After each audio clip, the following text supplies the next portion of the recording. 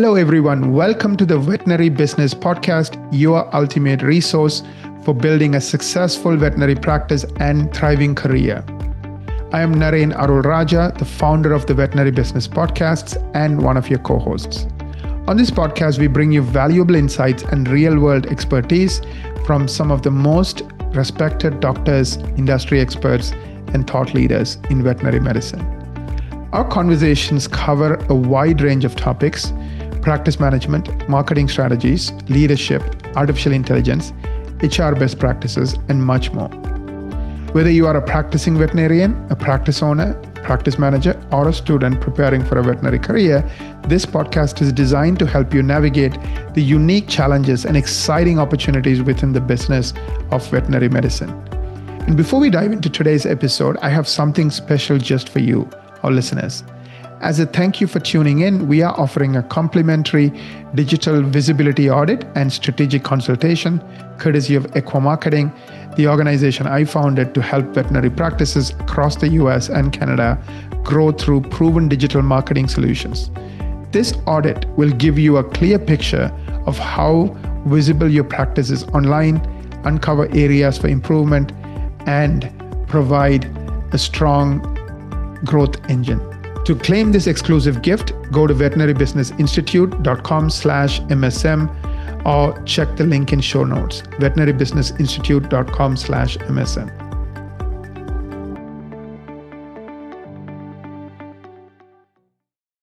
Now, let me introduce you to our wonderful speaker today. Doctor, you have been helping practice owners and you have been in the veterinary profession for a very, very, very long time. Dr. Christine, can you take maybe a couple of minutes to tell us a little bit about yourself? Who are you, and before we dive into today's topic, and so that people here today get to know you a little bit. Absolutely. And thank you so much for inviting me on the podcast. I am definitely a fan. My name is Dr. Christine Staten, and I have been a veterinarian since I graduated Colorado State in 1999. I knew before I graduated that I wanted to own a practice. I had that entrepreneurial bug. And so I joined a solo ambulatory practitioner. She'd actually been my veterinarian, and she'd been a vet out for 20 years by herself without employees. And I had a path to practice ownership of about 5 years, and within 3 years, I bought into the practice. And since that time, she's retired, and we've grown the practice to what it is now, which is I have 5 small animal doctors, 5 large animal doctors, 2 locations, about 50 team members, and we are loving it. I'm just having a really good time. A few years ago, I started to have some physical pain from my large animal work. And I was told I can't do as much as I wanted on horses and cattle anymore, which was mostly my job. So I had a midlife crisis and went back to school to get my MBA because it was just on my bucket list and it was something I wanted to do. And within a couple of weeks of being in that MBA program, I realized what a value add I could be to practitioners who were starting out their practices or somewhere in their practice, mostly because I'd made a million mistakes and I wanted to help other practice owners not make so many mistakes. So that's kind of my story and where I've morphed. I'm still in my practices every day. I have appointments today to see patients. So I still get the best of both worlds. That's just amazing. I love those who love business because, I'm a serial entrepreneur. I've been doing it for 20 years and it's like, it's never ending, right? You're always learning, always growing, helping others grow. So this is wonderful. Kudos to your success. You have built a pretty large team, 50 team members, if I heard it right, and 2 locations. And I bet you serve thousands and thousands of pet owners every year. So, that is amazing. And it's so good to see you wanting to help other vet practice owners, young or old or mid-career. Do you specifically focus on only the startups or do you, have? Oh, no. Yeah, I'm helping everybody and they're helping me. There's not a conversation that I don't learn something into. So no, what I've created because I still am at my practices and still running my practice, what I created was resources. I created videos that help with different pain points that a practice owner may have. And those can be at any stage of their practice owner journey. Makes sense. Makes sense. Let me dive right in. So the topic that we're going to be covering today is how performance-based compensation transforms veterinary teams. I'm a huge believer in this.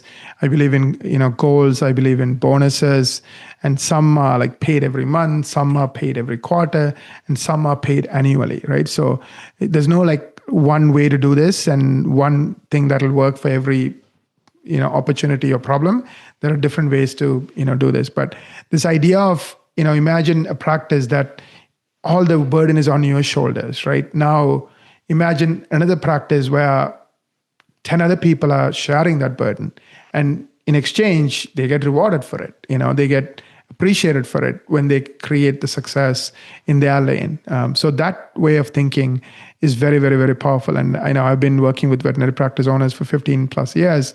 And many of them come into the profession because they love animals and taking care of animals, right? Something happened when they were a child, and that's what inspires them. And even the people who work in the veterinary profession, they are there because of the animals. They love animals and they want to take care of them. They don't necessarily go to study on human psychology and human behavior and human motivation and all the other things you need to do to master your capabilities as a business owner and a leader. And of course, this topic we're going to be covering today, performance-based compensation, is part of that motivation. Money is not everything, but it is important.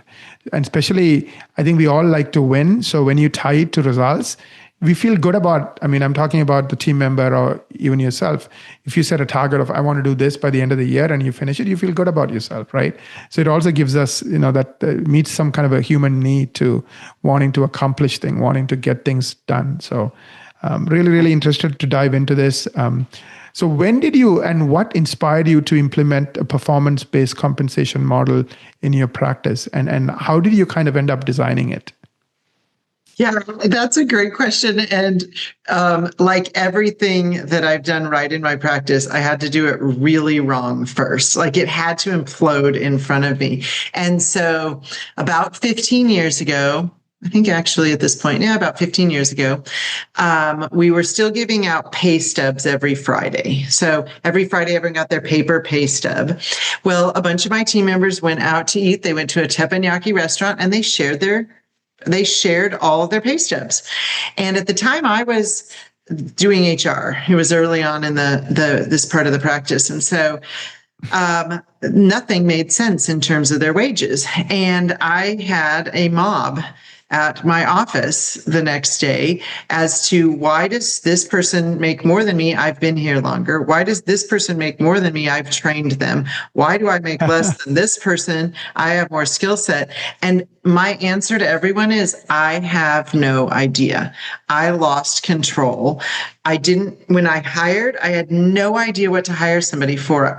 Basically, you pick what's on paper and you say, well, what were they making before? Or they look like they could do a lot in my practice, so I should pay them a lot. But a lot of those people might have come on and then we realized their skill set isn't anywhere near where we needed it, but I already hired them for this wage that was higher. So really, it was just a disaster. And I lost trust in my team. I lost a lot of those team members. They didn't feel valued as they should have.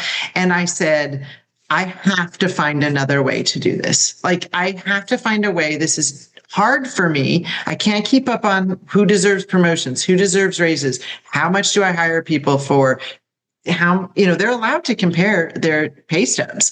So I took myself on first I looked for a system that was out there and I couldn't find anything.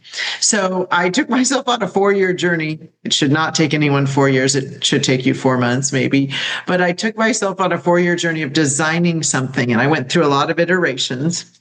And I didn't do it perfectly at the beginning, but I designed a tier-based system for my team where everyone that's hired comes in, whatever their department is, if they're a receptionist, if they're a technician, if they're a pet resort attendant, if they're a veterinary assistant, and they come in at tier 0. And there are soft skills, hard skills, and knowledge-based things that are with tier 0.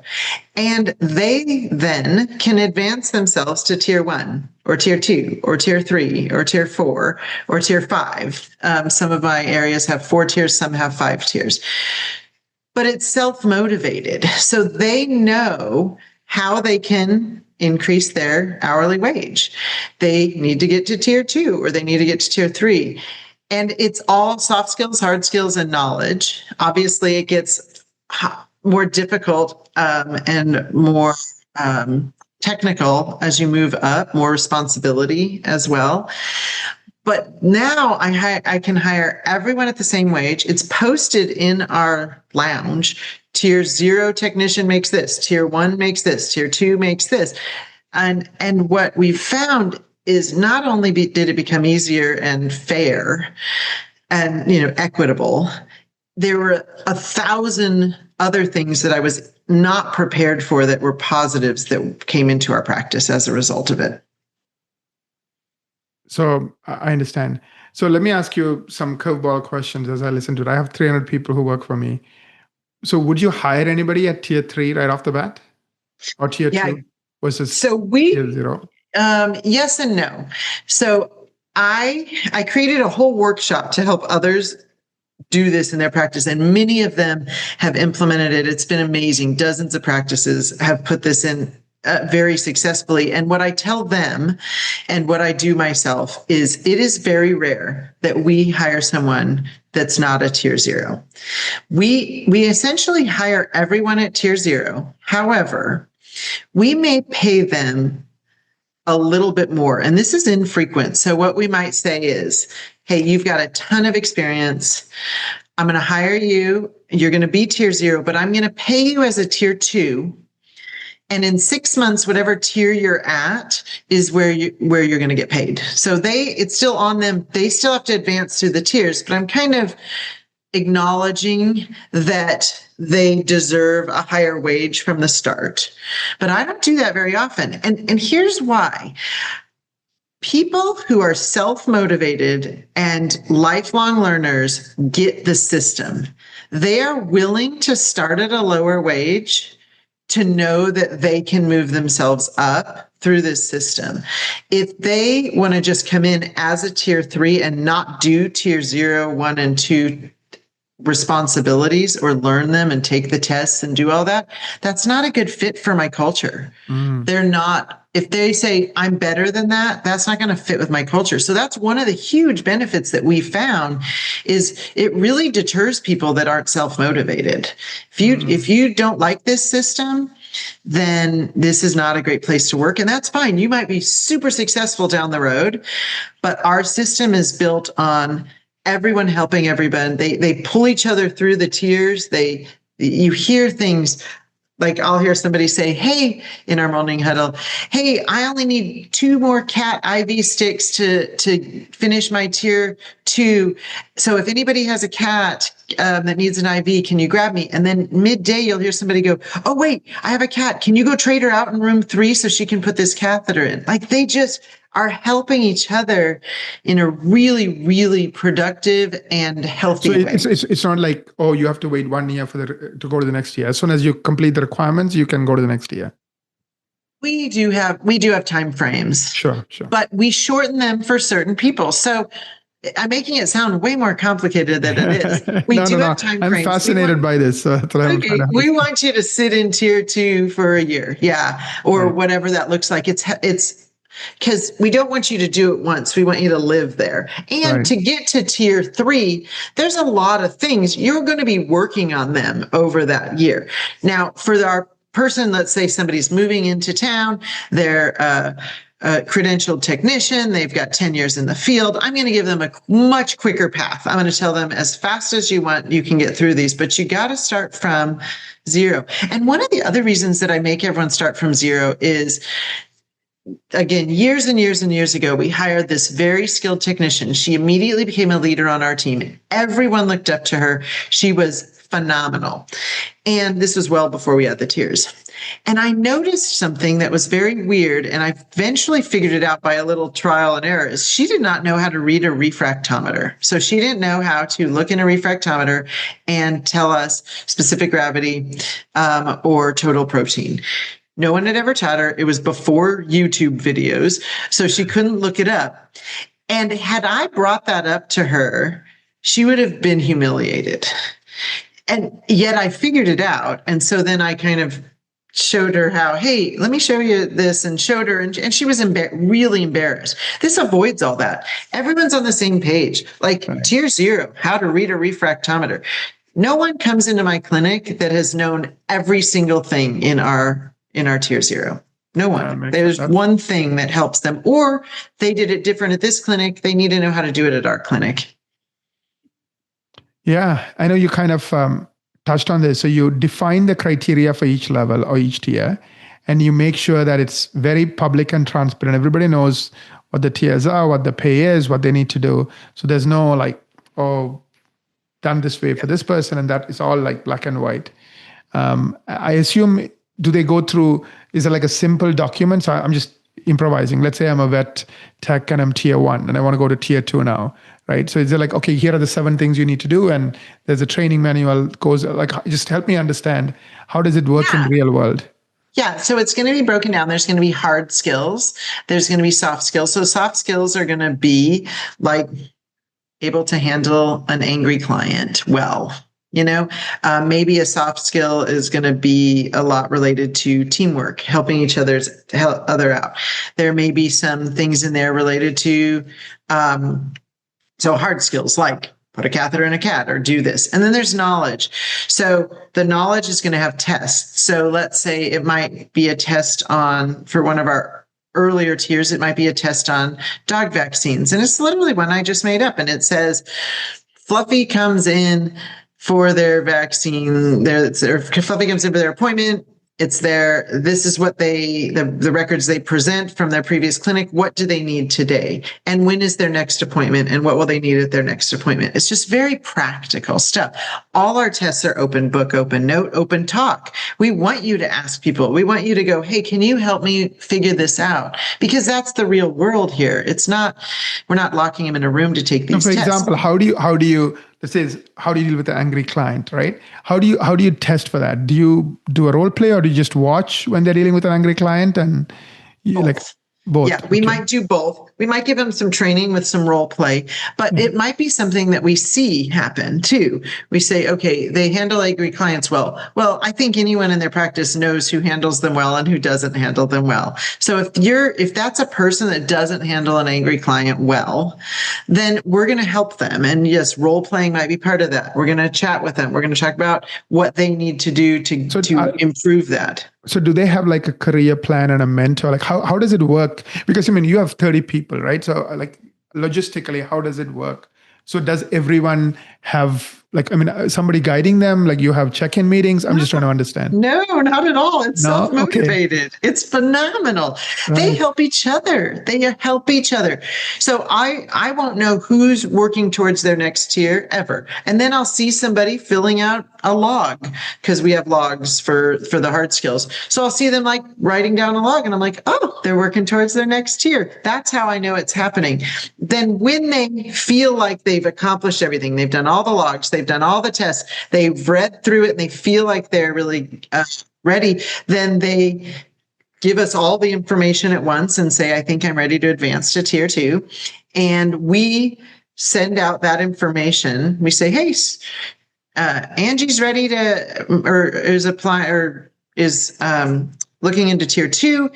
Can you give me feedback on any of these areas? And we send out, it's probably 40 criteria to move to each tier. We send that out to all the doctors that they work with, other key people, random people in the clinic that just anyone could get it, that says, what areas here do you think that this person may need a little more training or assistance in? And then we get feedback from everybody. And a lot of times that feedback is, all of it's good, all of it's good, all of it's good, all of it's good. And we just advance them to the next tier with a quick meeting. We say, yep, you did it. Great job.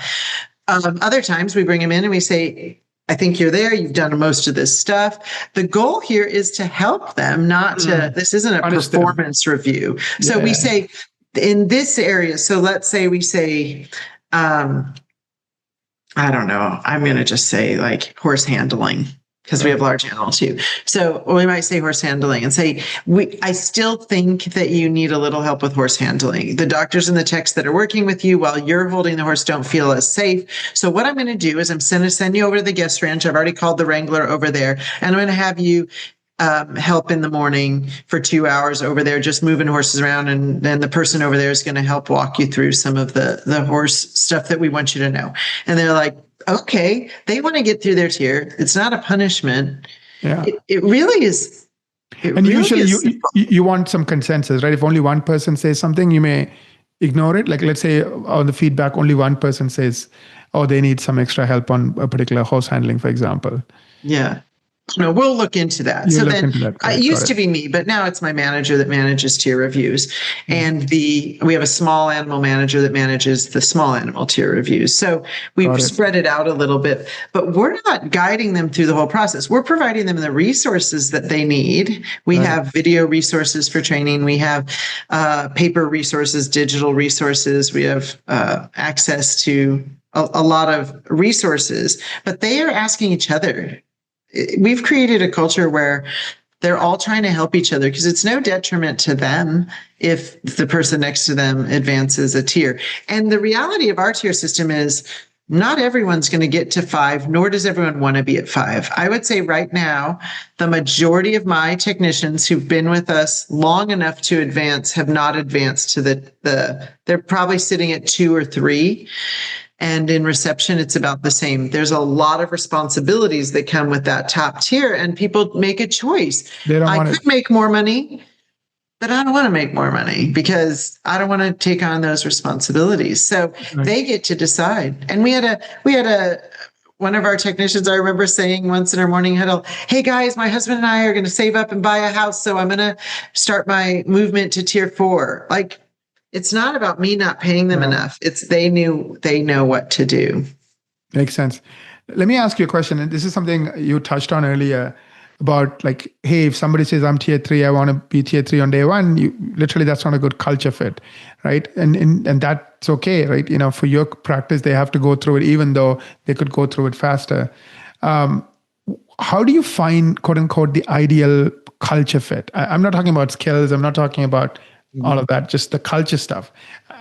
So beyond the scope, but I think it is an important question for those listening. Like, how do you look for the right culture fit? Yeah, we could talk an hour on that or a day, right? I think that you have to be really good at interviewing and not let the wrong people into your practice. That's more important than letting the right people in, is not letting the wrong people in. And to do that well, you have to understand and your vision, your mission, your core values, you have to really care deeply about them. They have to be ingrained throughout your practice. Your team has to understand them. Everyone has to know where we're moving, why we're moving that direction, how we're getting there, what the rumble strips are in which shove us back onto the road. Like, I think that is so important for everyone in the building to understand. Then you know when you're hiring. So I know if somebody if they just want to come in at tier 3 and not have to go through the steps of tier 1 or 0 to 2, they're not going to be a fit here. You're going to learn just like everybody else, and you're going to learn fast, and learning is a good thing. And if you don't want to learn, if you don't want to learn how we do things here, it's going to, mess with our culture a little bit. So it's made it easier to maintain a pretty good culture, and one that we want to have these tiers, but they're not certainly all of culture. Culture's bringing the right people in. So for us, we don't bring people in who complain about their last practice or their last manager. Like, they're not coming in. They're just not going to come in because, and they may have had a horrible experience, but there are different ways to explain that. So that's questions that we're going to ask in our interview. we also, during our interview process, when we bring them in for a working interview, we're not asking them to do things that they're skilled at. So let's say they say, I'm really good at intubating a dog. Great. I don't want to see you intubate a dog. Hey, we've got a pig over here. Come over and intubate this pig. And they'll say, well, I've never intubated a pig. Yeah, that's fine. We're going to show you how. And what we're watching for is how they're accepting that learning, the teaching, that mentorship, how they're going about it. Are they frustrated that we asked them to intubate a pig when they're never going to see pigs as a small animal tech? Are they excited about that learning opportunity? We're observing that. And it's the whole team observing when we do those working interviews. When the person leaves, we meet and discuss, but we're not evaluating hard skills at all during that. Even though we ask them hard skills, we're evaluating, do they love learning? Are they excited about learning? Right. So you're looking for people who love learning, people who don't point fingers and blame others, but rather take responsibility and, ask the question, how can I help? Versus, oh, it's not my responsibility, it's somebody else's fault. Yeah. So you're looking for like all the no-nos more so than the yes. Yeah. And I think most practices are. We've just found that using the interview process, right, that's where we focus our time and energy is. Let's figure out those values that are important to us, those cultural norms, behavioral norms that are important to our practice. That's brilliant. Now, what kind of an impact has this had on motivation, retention? Maybe you can share some numbers. I'm talking about the performance, the way you do this performance-based. Sure. So when we first rolled it out, I guess it was about, my math's not going well, but I guess it was about 12 years ago that we rolled it out, and I rolled it out horribly. What I did is I created it myself. I've never been a small animal technician. I'm a large animal veterinarian. So in hindsight, and what I teach now is you get your team to write it up. Like, what did you do today? Okay, which of these skills should be in which tier? But back then I rolled it out really inappropriately. I just kind of dumped it on them and said, we're doing this. And they weren't thrilled. Some of them weren't. And I lost about 20% of my staff over the next year as a result. We do a satisfaction survey every year where we ask them 1 million questions for our strategic planning. And one of the questions was about the tiers, and half the people said, I hate them, they're horrible. So initially didn't go so well. And now I know why. And so it doesn't have to go poorly at the beginning like it did with me. But now I think we just talked about the culture shift that we've had for those that want to learn and grow. I had 2 people leave that said, you know what? I just don't want to move through these tiers. I just like what I'm doing. I want to stay real stagnant. And I was really sad to lose those 2. They were good at what they did, but they also weren't going to be a fit for what our practice is now, because everyone's kind of excited and helping each other. So retention is good. The worst part about it is it attracts people who are so self-motivated that they leave and go to veterinary school. So we've sent 7 of our staff members to veterinary school, half of which have started in our pet resort. So they started at tier 0 in our boarding kennel, moved through those tiers, moved through vet assistant, moved through veterinary technician, left and went to veterinary school. And I've hired 2 back as veterinarians. So that's the turnover we have at our place. And we have normal turnover too. We have people that don't love where they work. We're not perfect, but I think it's helped retain people to. What's your average trust retention? Like, what's your turnover like on an annual basis? In terms of age? I don't know. I should know that. And I don't think turnover is all that bad. And I'm going to say that probably to cover myself for the last year. We had a lot of turnover this last year in our technician side. And the reason is we grew. We started doing a lot of new things in our practice. We started doing some renovations that are going to cause the clients to have a lot more transparency in small animal, to be able to see into treatment, to do a lot of things that some people don't want to stay around for. And everybody left on a positive note, but it wasn't the future that they wanted. And I think that's something good about goals and vision, is that they go, you know what? That's not a vision I want to hang out for, so I'm going to go somewhere else. So we actually had quite a bit of turnover last year as a result of that. But I would say our turnover is probably significantly less than some of the practices around us on a regular basis because a lot of people come to us and they're disgruntled that their boss never gave them a raise or whatever. Well, there's people in my practice that haven't really had a raise for a while, but that's their choice. And let me back up and say, we give cost of living increases through all the tiers. Yeah. So, and it's really not cost of living that we're doing it. We're doing it based on revenue. So my team knows that 20% of gross revenue should go to non-doctor payroll. So they know that number. And when we're doing really well and we're sitting at 22%, that's not real. If we're sitting at 18%, then they all know we'll pop $1 on all the tiers. So somebody could sit at the same tier for years and they're still getting raises at least annually. That's great. Yeah. Great. So that means every year is a better year than the last year. And in terms of adjusted for costs, meaning got it. Yeah. What challenges did you face when you implemented this, and especially like skepticism, resistance, etc.?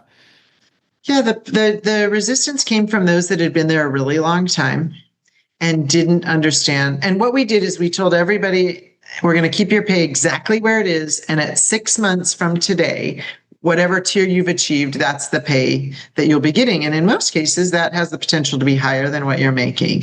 But our highest paid technicians that had been there longest, they resented having to go back and do everything in the first, zero zone or tier 0. But it's because of how I presented it. It's 100% was on me that I was like, I made it seem more like a task, and our culture now is different. It's not a task you have to get through. It's, we want you to learn. We want you to grow. We want to all be on the same page in terms of client communication or whatever that is. We all want to be on the same page. And the only way to get us on the same page and get us all moving together is to all be learning the same stuff from day one. So most of those people ended up staying, but they should have been a part of the process from the beginning. And had they been, they would have been much more enthusiastic about it. They should have been the ones writing up the lists for me. They should have been a part of the process. Right. For practice owners who are considering a similar approach, what are some of the key steps or best practices that you would recommend for them to be successful? For this tier-based system? Mm-hmm. Well, for sure, bringing everyone in at the beginning and saying, what I tell them is write down what you did today at the end of the day. Maybe at lunch, write down everything you did this morning, every single thing you did this afternoon. And then you're bringing in people and kind of assembling these lists as a group, as opposed to creating it in isolation, which I did. So I think just telling them exactly what you're doing and why you're doing it. Why you're doing it is we want a self-motivated team. We want career paths that are visible and accessible to anyone in our practice. We want to bring people into the practice that aren't afraid to work hard, that we're not just giving away raises because of tenure. You've been here this long, you deserve to make more. So I think our team likes that. Those are positive things to like. And so involving them in the why of why you're doing it, as well as in the how and assembling the whole thing. And you get the practices that have done it the correct way, I hear wonderful things from how they implemented it. There's definitely hiccups. All change is scary. Yeah. And acknowledging that and talking with your team about that is a fair thing to do. But being able to show them the why generally is what's helpful, I guess. 100%. Thank you so much, Dr. Christine. I really learned a ton from you today. I really appreciate it. I want to thank you for joining us and talking about how performance-based compensation transforms veterinary teams.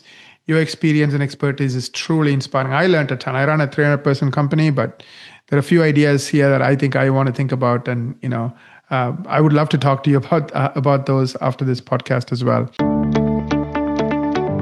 I also want to take a moment to thank our listeners. We appreciate each and every one of you. This podcast would not be possible without your support. If you like this, Write a review, share it on social media, tell your friends about us. Before we go, I want to remind everyone about that free marketing audit. It's veterinarybusinessinstitute.com/MSM. If you're not attracting the right kind of new clients or enough of them, definitely get this audit done. It's our gift to you.